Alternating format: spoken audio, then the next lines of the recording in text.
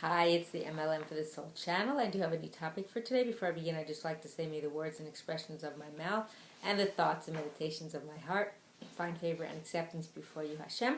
The people I thank have inspired me. I hope they can inspire you as well, and I will have links below to their sites there. Rabbi Shalom Arish, Rabbi Lazer Brody, Rabbi Yosef Mizrahi, Rabbi Eli Mansour, Rabbi Elon Anava, Rabbi Yuval Ovadia, Rabbi Daniel Asser, Nisim Baruch Black, Rabbi Michael Skobach, Jews for Jews, and Rabbi David Ashir, Rabbi Ron Ruvain, and Rabbi Yosef Chesney.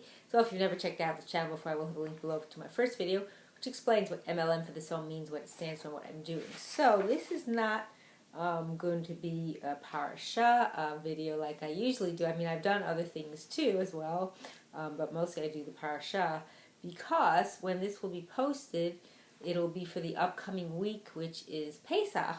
And it'll be before we actually start the Chag of Pesach. So this is actually from Rabbi Eli Mansour, and this is on the Bedikas Chametz. So in case you don't know why we do it and what we do, so it doesn't go into detail how to do it, but it gives you a little bit of information in case you're not aware of it. So the Torah obligation is to eliminate one's Chametz on Erev Pesach. So Chametz is any kind of bread, or anything made from the grains, the barley, wheat, oats, rye, spelt.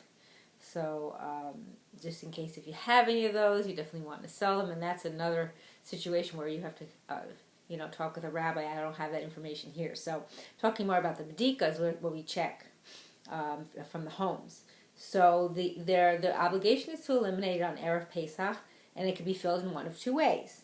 Through either what's called bitul, which is renouncing one's ownership over his chametz, or bedikas chametz, which is thoroughly searching one's home for chametz and eliminating all of it that he finds. However, the sages enacted that even if one makes a bitul, which is a declaration, he should nevertheless perform the bedika and eliminate the chametz from his property.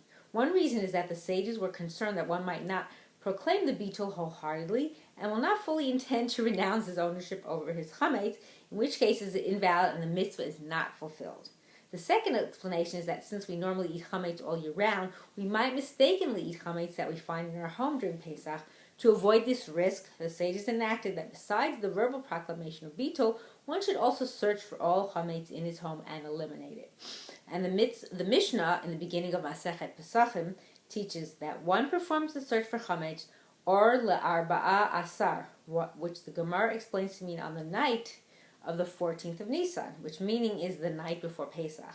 So the Shulchan Aruch Orach Chaim 431 writes that the Bedika should be done b'techilat halayla, at the beginning of the night. So Chacham Ben Zion Abba Shaul explains that although the mitzvah can be fulfilled throughout the night, one should perform the search at the beginning of the night, at Tzeit HaKochavim, which is when the first stars can be seen. In accordance with the rule of Rizim Makdimim LaMitzvah, one should perform a mitzvah at the earliest opportunity. However, Chacham Ben Zion adds, when the sages said that the Bedika should preferably be done right at the time of Tzeit HaCholchavim, they took into consideration the recitation of Arvit, which is, or Mariv, the prayer at night.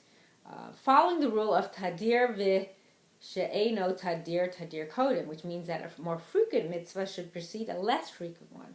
One should pray first Arvit at Tzeit HaCholchavim, which is some 20 minutes after sunset, and then immediately proceed to the Bedika. The Chavetz Chaim, Rabbi Yisrael Meir Kagan of Radin, writes that once the time of Bedikat Chametz arrives, one should not eat even a small portion of food, such as fruit, until after fulfilling the mitzvah. So if you're a person who gets kind of hungry at that time, try to have something right before that. I would just say that's just me adding it. So, and as Bedikas Chametz is performed, As Bedikat Chametz is performed before one makes the bitul proclamation, the Bedika has the status of a mitzvah deoraisa, which is the fulfillment of a biblical mitzvah. It is thus a very precious opportunity, and one should not at all minimize the great value and importance of the search for Chametz on the night before Pesach. And there's also other things like you don't talk during the time, and there's different ways of people how they do it. Some people say you don't have to use a candle, because for sakana, if you're searching under your bed or something, you put the little pieces, supposed to put 10 pieces out, that you could use a flashlight, and you don't have to turn all the lights off. So there's different things to look into as far as how you would do it. And then, of course, you burn it in the morning afterwards.